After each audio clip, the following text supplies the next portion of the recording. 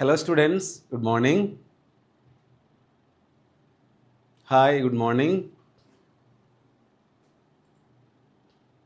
Joshua, good morning.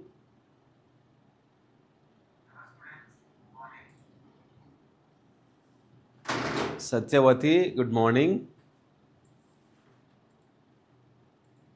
And Josna, good morning. Lava, I think good morning. Good morning. Avanti, good morning.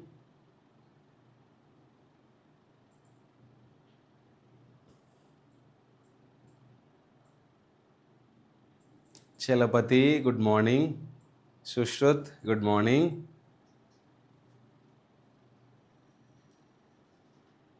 Yes, good morning.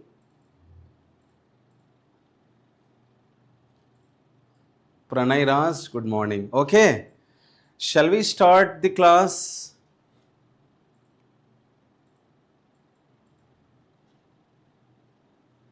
Shall we start the class? Yes, let's start the class. Dear students, today I wanted to stop the chat box initially, and I am going to open the chat box in last, 10 to 15 minutes, let's say 10 minutes. Okay, so you guys have to focus on the class and listen the concepts properly and try to understand, follow the lecture properly. Okay, all the doubts will be cleared before end of the session. Okay, is that okay? So that you guys can focus on the class and follow the lecture properly. Okay, right. In last class we have studied about ionic bond. In today's session we will be continuing discussion about covalent bond and coordinate covalent bond. Is that okay? Let's start the class.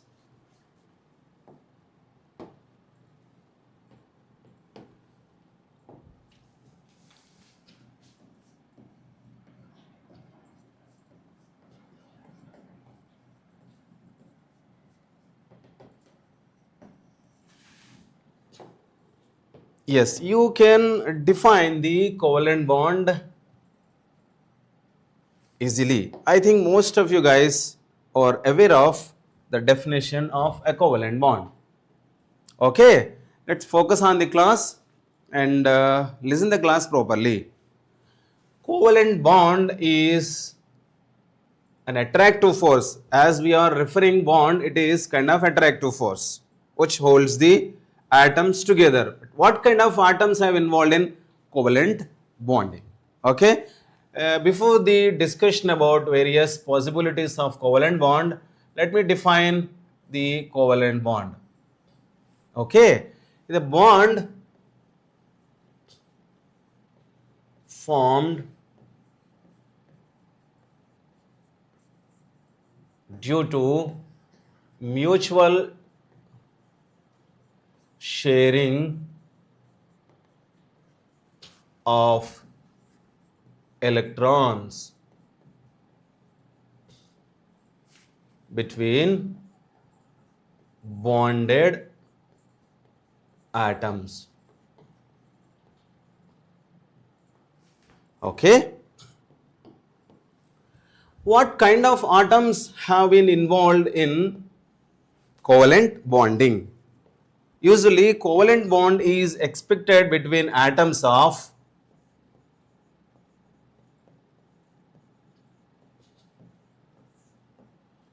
four A group up to 7th A group.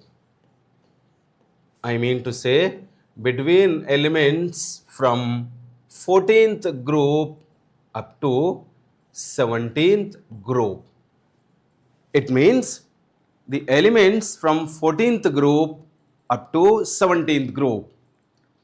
These elements can be involved in covalent bonding. I am trying to say these elements are mostly considered to be non-metals with more electronegativities. Okay, so therefore covalent bond is expected between non-metallic elements. Okay, mostly, usually I can say, usually the bond between non-metals is expected to be covalent bond, right?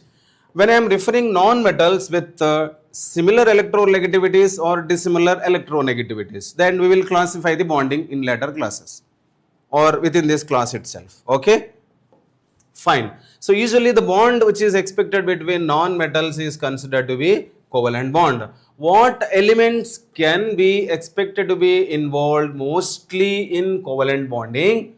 I have given, you can expect the elements which are coming from 14th group up to 17th group. Okay, right. Okay, here I need to explain important point. So what is main role or main driving force for involving these atoms in covalent bonding? As we have discussed in last class itself, atoms will try to attain their stability by complete transfer of electrons or by mutual sharing of their electrons. The main motto or main purpose is to attain their octet. Octet means having 8 electrons in their valence shell. Okay, the driving force, as I told, for kind of bonding is attainment of octet rule. Okay, therefore atoms will try to achieve octet by mutual sharing of electrons, since we are considering covalent bonding.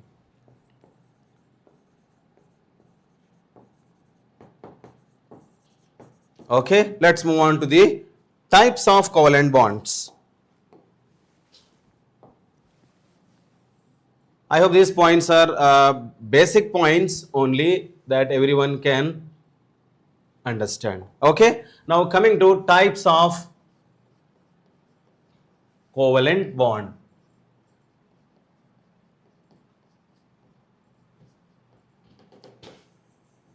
Here the classification is based on, the first classification is based on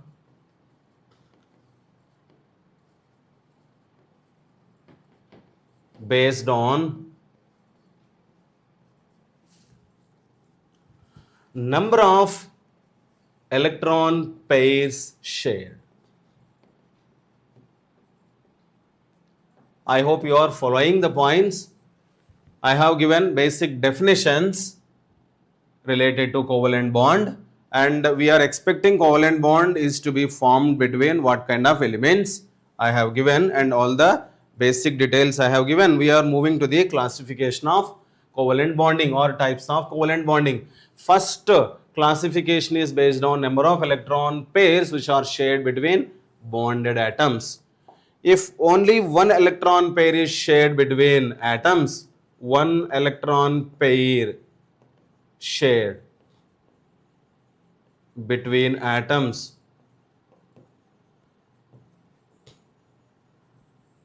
which is considered as single covalent bond.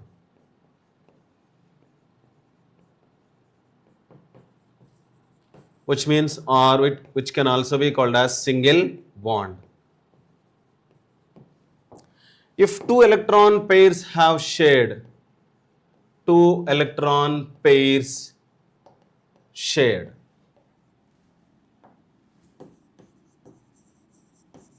which can be considered as double covalent bond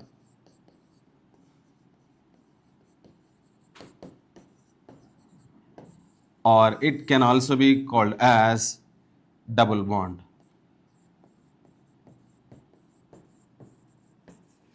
Next, the third one is 3 electron pairs shared.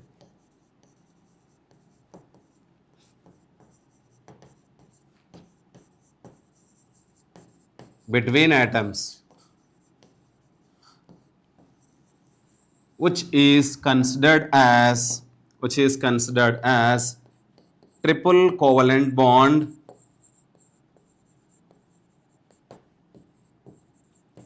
or it can also be referred as triple bond in short.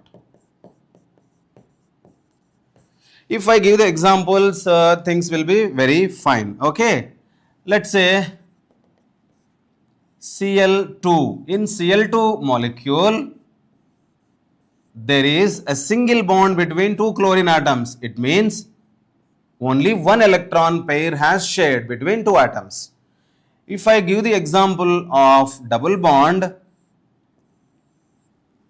O2, in case of O2, there are in total 4 electrons have shared. It means 2 electron pairs have shared. This is considered as double bond. In case of nitrogen, if I am talking about N2 molecule, in N2 between two nitrogen atoms, in total 6 electron pairs have shared. That means 6 electrons are involved, and hence how many electron pairs have shared between two nitrogen atoms? In total 3 electron pairs have shared between two nitrogen atoms. Therefore, in N2 molecule there is triple bond, and in O2 molecule there is double bond, and in Cl2 there is single bond. We can write many other examples. Okay, I have given the classification of covalent bonding based on number of electron pairs shared between bonded atoms. If only one electron pair is shared between bonded atoms, such bond is called as single bond. If 2 electron pairs have shared between bonded atoms, such bond is considered as double bond. If 3 electron pairs have shared between bonded atoms, such bond is considered as triple bond. As we know very well, if I am referring a single bond, this single bond is usually sigma bond. If I refer two bonds, double bonds means one of the bond is sigma bond, the other bond is pi bond. If I talk about the triple bond, in triple bond we know one sigma bond and two pi bonds. These details will be studied, don't worry. How we can expect one sigma bond and one pi bond in case of a double bond, or in case of a triple bond, how we are getting only one sigma bond and how we are getting two pi bonds. All these details will be studied, don't worry. Okay, I'll take another example. You guys have to identify bonding in the given molecules. Here I am going to give ethane. This is ethane molecule, and the second molecule is ethene, C2H4 ethene, C2H2 is ethine. Okay, in ethane, what bond is between two carbon atoms? Yes, try to draw the structure. Two carbons we have. Each carbon should be attached with 3 hydrogens, and there is only single bond between two carbon atoms. If I write the structure of C2H4, here in total 4 hydrogens we have. Therefore, each carbon is sharing 2 hydrogens, and as we know the carbon valence is 4, carbon is tetravalent atom. To satisfy tetravalency, there should be 2 bonds between carbon atoms. In case of ethane, as we know only 2 carbons, each carbon is taking 1 hydrogen, and to satisfy tetravalency, there should be 3 bonds between 2 carbon atoms. Here in case of ethane, we have single bond between 2 carbon atoms. In case of ethene, we have double bond between 2 carbon atoms. But in case of ethine, there is triple bond between 2 carbon atoms. As you know very well, this ethane is alkane. The suffix name itself is revealing it's the parent class of compound, which is alkane. Ethene is derived from alkenes and ethane is from alkyne family. Okay, I think you know general formula, all the stuff. We have chapter organic chemistry. In organic chemistry, we will study the details about their structures and their classification. I hope this example is clear to everyone. I am concerned about the bonding between 2 carbon atoms in ethane, ethene and ethine. Okay, I hope this point is clear. Next, move on to the other classification of covalent bonding. Okay, the first classification is based on number of electron pairs shared between 2 bonded atoms. Now move on to the other classification of covalent bonding.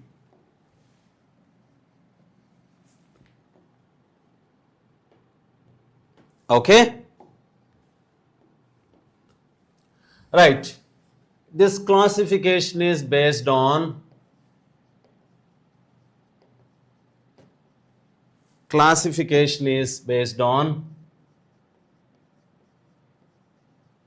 electronegativity difference. Electronegativity difference between bonded atoms.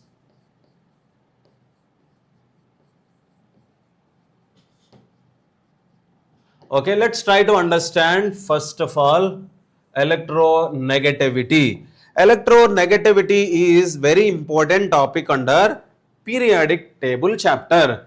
Anyway, I'll just try to define electronegativity, because based on electronegativity, we try to classify the covalent bonding into 2 categories, that is polar covalent bond and non-polar covalent bond. Before going to the classification, let me give the definition for electronegativity. What is electronegativity? Electronegativity is the tendency of an atom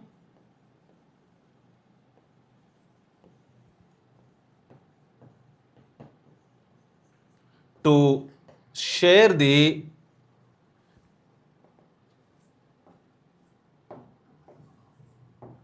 to attract the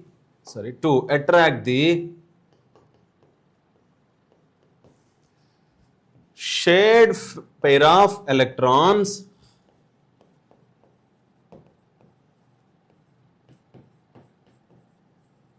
towards itself.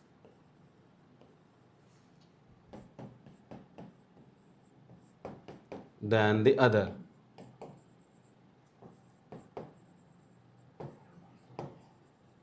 Okay, let's try to understand in this way. There are 2 atoms. Okay, consider atom A and B. Assume I have atom A and B. Both atoms are bonded through a covalent bond. Okay, here out of these 2 atoms, let's say B has more tendency to pull the electron density towards itself more than A. Okay, students, listen carefully. Electrons must remain between 2 atoms only, but the electron density between 2 atoms is moving towards B. Okay, it means if I talk about, let's say, between 2 bonded atoms, if you consider B is more electronegative than A, then what happens? The electron density of these two atoms is partially moving towards B. If you imagine A is more electronegative than B, then electron density is moving towards A. It is not completely moving towards A, or it is not completely moving towards B, but the electron density is drawn closer towards any one of the atom. Okay, the atom which is trying to pull the electron density towards itself than the other atom is considered to be more electronegative. Let us imagine if two persons are holding, consider a pen. This is, I am having this pen. If other person is also holding this pen along with me, if I am trying to draw the pen more closer towards me than the other person, I am expected to be having more electronegativity than the other person. If the person who is standing just beside me is trying to pull the pen towards himself than mine, then he is expected to be having more electronegativity. Out of two atoms, if one of the atom is able to draw the electron density towards itself more closer than the other atom, this atom is expected to be having more electronegativity. If it is the case, if I am trying to write in this way, A, electron density is drawn more closer towards atom B. Then in this case, electronegativity of B is more than that of A. The other case, if I am writing, let's say, if the electron density is moving closer to the atom A, then A is expected to be having more electronegativity. I hope this point is clear. In this case, electronegativity of B is greater than electronegativity of A. Next, in the second case, electronegativity of A is greater than electronegativity of B. I think you know very well the most electronegative element in the periodic table, is fluorine. That means fluorine has highest tendency to pull the shared electron pair towards itself than any other atoms in the periodic table. I hope this point is clear. So most electronegative element in the whole periodic table is fluorine. Okay. Next, moving ahead. Under this classification, we have two categories. I told under classification based on electronegativity, we have two categories: polar covalent bond. I am referring a single bond. Okay, I am referring only the bond between two atoms. I am not considering for polyatomic molecule. Polyatomic molecule, the overall polarity of the compound can be decided based on dipole moment. We are not going to discuss dipole moment in bridge course classes. Okay. Now polar covalent bond, I referred bond. Okay. And non-polar covalent bond.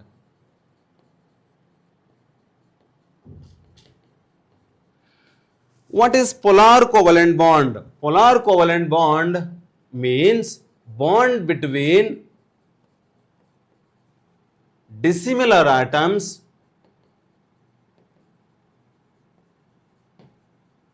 with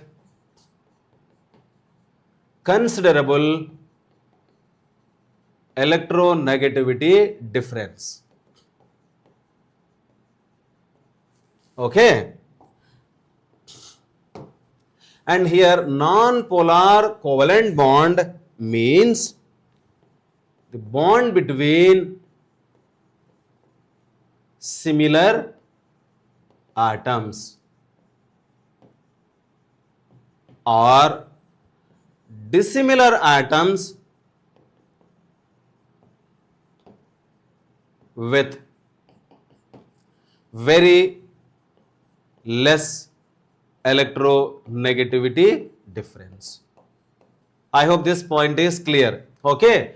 Polar covalent bond means bond between dissimilar atoms only. Bond between dissimilar atoms with considerable electronegativity difference. Electronegativity difference between atoms creates polarity. It creates charges.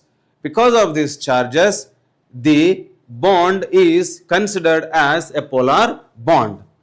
In case of non-polar covalent bond, bond between, we can say, similar atoms is a non-polar covalent bond, or in some other aspects we can also consider some other bonds, let's say carbon hydrogen bond. Here we are referring dissimilar atoms with very less electronegativity difference. For instance, I can say bond between two hydrogen atoms is non-polar, bond between two chlorine atoms is non-polar, bond between oxygen atoms is non-polar, bond between nitrogen atoms is non-polar, bond between two fluorine atoms is non-polar. Like you can write the list of non-polar molecules or non-polar bonds. If I refer, let's say, bond between carbon and hydrogen, if I refer bond between carbon and hydrogen is also considered as almost non-polar. Okay, as we know, hydrocarbons are mostly non-polar, right? So here there is less electronegativity difference between carbon and hydrogen. Hence, carbon-hydrogen bond is almost considered as non-polar bond. I hope this point is clear. When it comes to the polar covalent bond, here bond between dissimilar atoms with considerable electronegativity difference.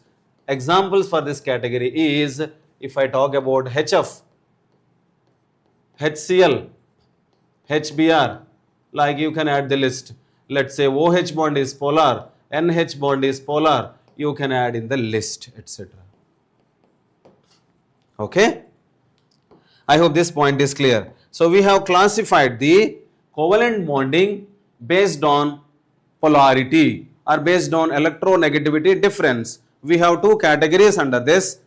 One is polar covalent bond and the second one is non-polar covalent bond. Polar covalent bond means bond between dissimilar atoms with considerable electronegativity difference, and the non-polar covalent bond means bond between similar atoms is, strictly speaking, it is always non-polar. But whenever you are referring, there are certain cases where you are coming across two bonded atoms with very less electronegativity difference or not considerable electronegativity difference are also considered as non-polar bonds. Students, I am always referring in this topic, we are considering a bond, we are not considering a compound. I am not saying the overall polarity of a compound, we are just referring polarity of a bond. Understood? Okay? Right. With this, we have completed classification of covalent bonding based on electronegativity. Okay? Right. I hope you got the definition for electronegativity. Again, I am defining electronegativity. We have two bonded atoms. Right? Okay. There is electron density between two bonded atoms, or the shared electrons between two bonded atoms. Okay. If one of the atom is able to pull the shared electron pair towards itself than the other fellow, then we can say that the one who is having ability to pull the electron density towards itself is considered as more electronegative element. Okay. Next, the third classification is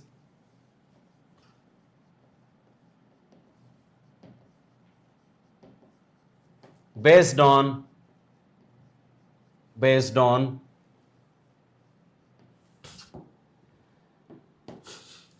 type of overlapping.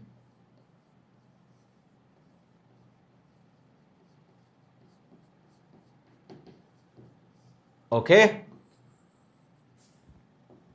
Right. Now, as we know very well, overlapping means whenever we are referring a bond which is expected to be formed between two atoms, as we know that electrons are representing the orbital, or orbital is the probability of finding the electron. Okay. Therefore, whenever you are referring the electron, it should be referred with orbital, because orbital is the probability of finding the electron around the nucleus. Right. Therefore, whenever I am going for bonding, we need to refer through orbitals only. Understood?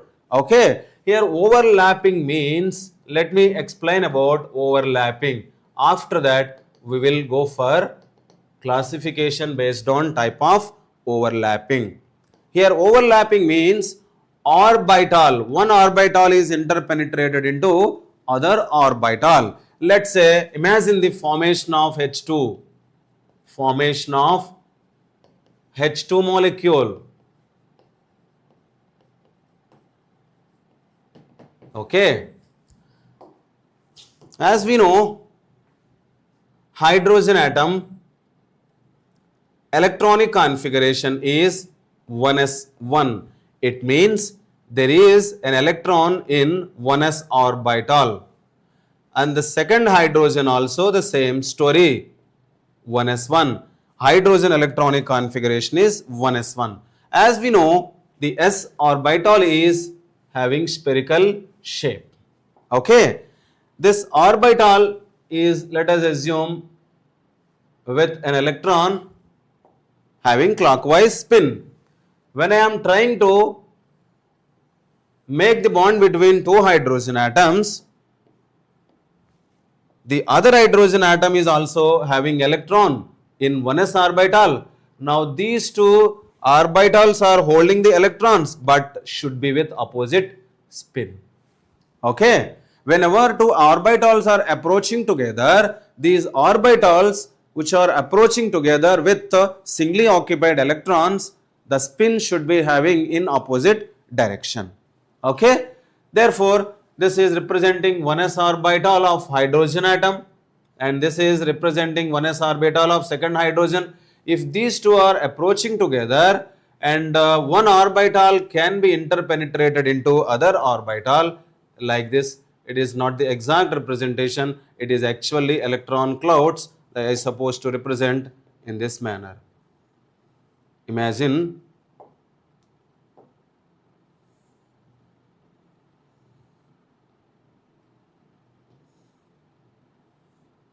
okay. Now the region between these two atoms, let's say here this is the nucleus of hydrogen atom 1, nucleus of hydrogen atom 2, and the paired electrons, these are considered as bonded electrons. Bonded electrons. That means if you are expecting the bond between two hydrogen atoms, there is a single bond between two hydrogen atoms, and between two hydrogen atoms there is pair of electrons. The pair of electrons with opposite spin. As I told you, the condition for overlapping of two atomic orbitals is the two atomic orbitals electrons should be with opposite spin. They are coming and closer to each other, and one is interpenetrated into other orbital. This process is considered as interpenetration. Interpenetration.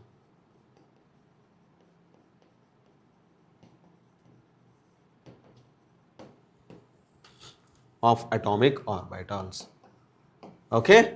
This is atomic orbital of hydrogen 1. This is atomic orbital of hydrogen 2. These two orbitals are coming closer together and one is interpenetrated into other one. The region, common region of both orbitals, if you talk about this region, there the bonded electrons are present. Right. Now these electrons is having interaction with or attraction with the nucleus of hydrogen 1 and the nucleus of hydrogen 2. That is the reason why net attractive forces are increasing. There is a formation of H2 molecule. In this way, we can explain formation of O2 molecule and we can also explain formation of N2 molecule or any other molecule which are diatomic. We can comfortably explain the bonding in diatomic and diatomic molecules easily based on overlapping of atomic orbitals concept. We can explain for certain polyatomic molecules also, but in some case of polyatomic molecules, we can't explain all the bond characteristics properly. Then they have introduced hybridization topic that we will study in upcoming classes. I hope this point is clear. Okay, overlapping means the orbitals interpenetration takes place. Okay, now our discussion is the classification based on type of overlapping. Okay, let's move on to the the classification based on type of overlapping. I have given the term explanation about overlapping. Overlapping means orbital interpenetration. One orbital is interpenetrated into other orbital. Once this process happened, there is expected to be bond formation between atoms. Okay, right. Now, when you are referring the classification based on type of overlapping, we have sigma bond first,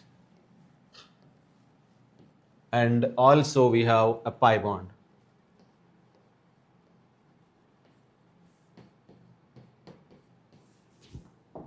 Sigma bond. After giving details about sigma and pi bond, I will give time for doubts clarification. Okay, right. So sigma bond, how sigma bond is expected to be formed? Okay, sigma bond is formed by overlapping of, let me write few points about overlapping.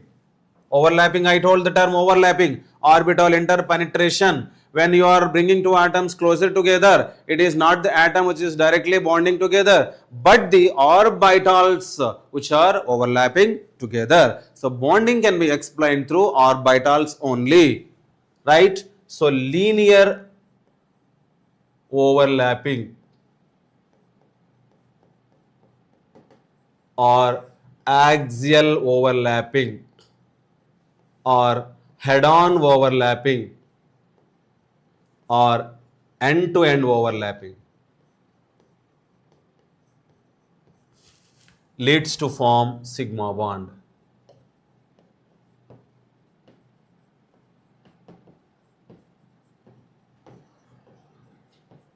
Okay. For example,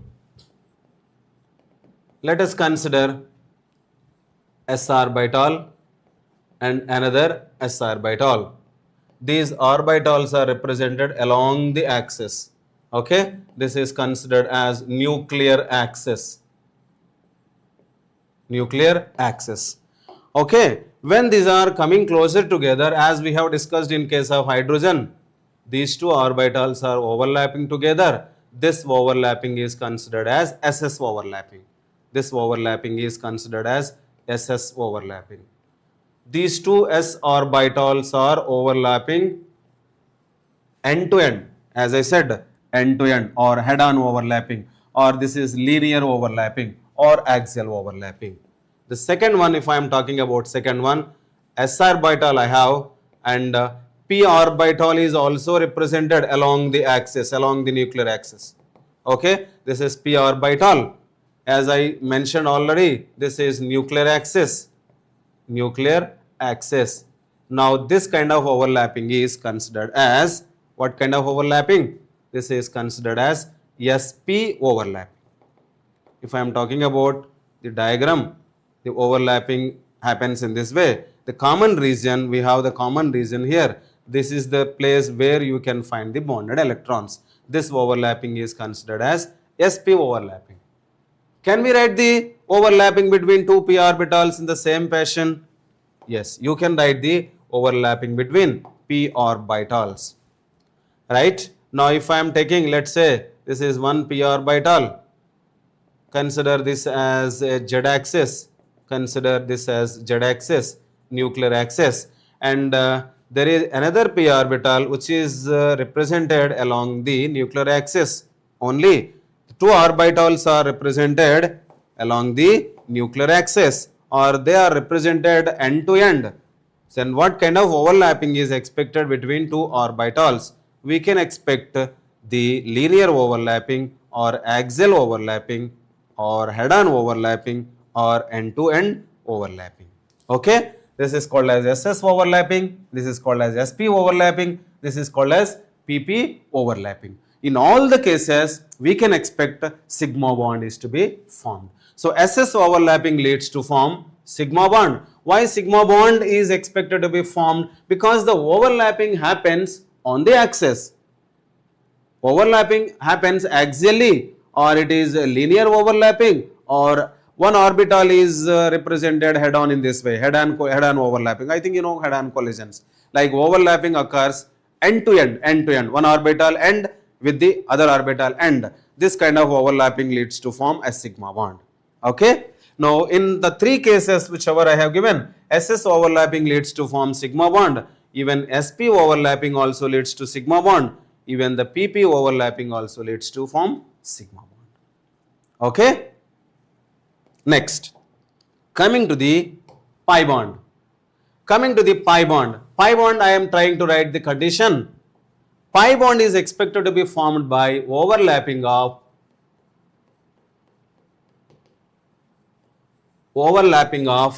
orbitals which are parallel with each other.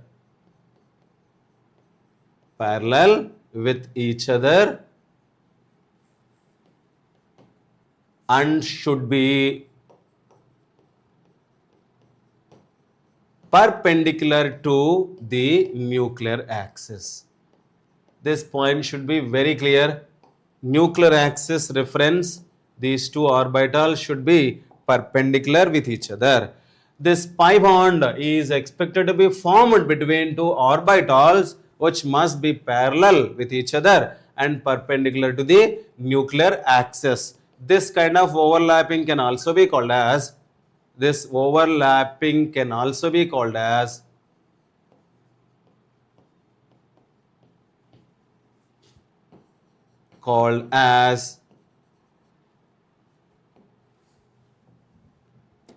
sidewise overlapping.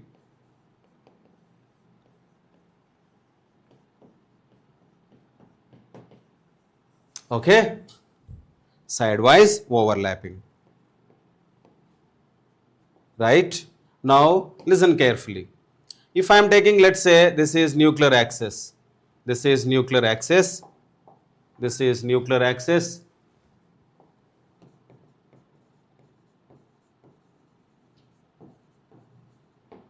Okay, consider nuclear axis as Z axis, let's say. Now, if I am talking about this one, let's say this is Y axis, and this is again an orbital which is represented on Y axis. Okay. Now look at here.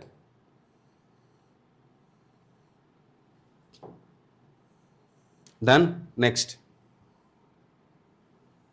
Now this orbital is Py and this orbital is also Py. Consider this as Y axis. Now here, dear students, please listen carefully. Now these two orbitals are parallel with each other and which are perpendicular to the nuclear axis. What kind of overlapping is expected between these two? Sidewise overlapping or parallel overlapping. This can also be called as lateral overlapping, or you can also add lateral overlapping. This kind of lateral overlapping leads to form a pi bond. If you can say this is nuclear axis only, and if you observe the electron density, how this was represented, electron density is represented in this way. There is a pi cloud of electron density above the plane and even below the plane also. Since the overlapping occurs only laterally or parallelly, only this particular region which is above the plane and below the plane, that means above the nuclear axis and below the nuclear axis. So electron density can be expected above the nuclear axis and below the nuclear axis. I hope these points are clear. Okay. Pi bond is formed by lateral overlapping or parallel overlapping or sidewise overlapping of two atomic orbitals which are parallel to each other and must be perpendicular to the nuclear axis. And the electron density of a pi bond is observed above the nuclear axis and below the nuclear axis. You don't find the pi electrons along the nuclear axis. I hope these points are clear. Okay, I am opening the chat box. Okay, if you have any queries or doubts, you can ask me. Okay, yes, you can ask the doubts.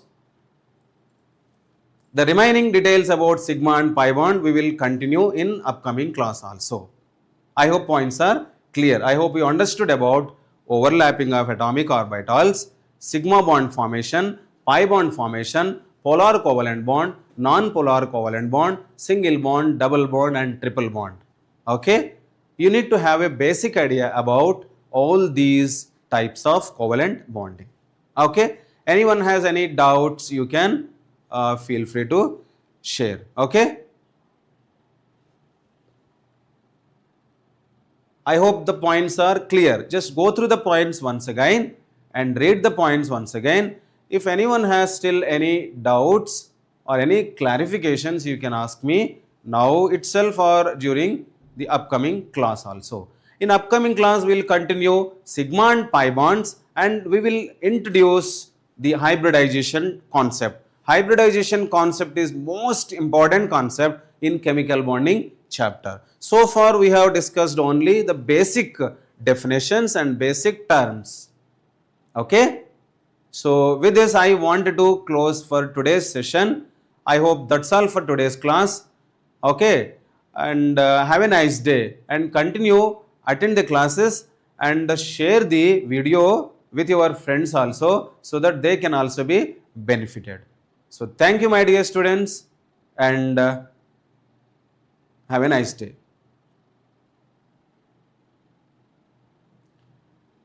Here, Charanya, yes, tell me your doubt. Tell me your doubt. No issues. Tell me. Tell me.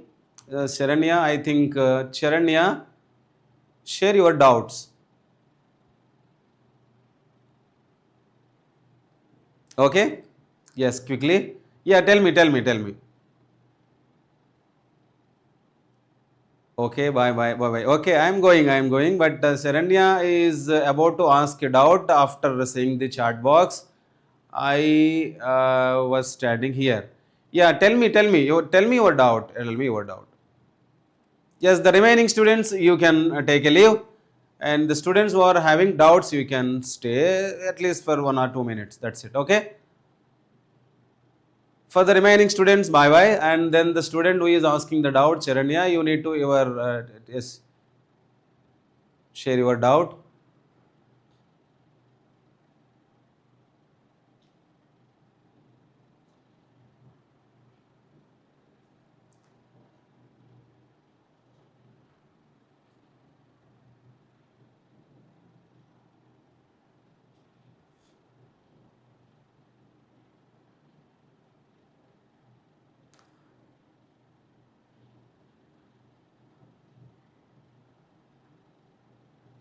Yeah, I think okay. I think you can ask me even during the next class also. That's it, I think. Okay, thank you. Thank you.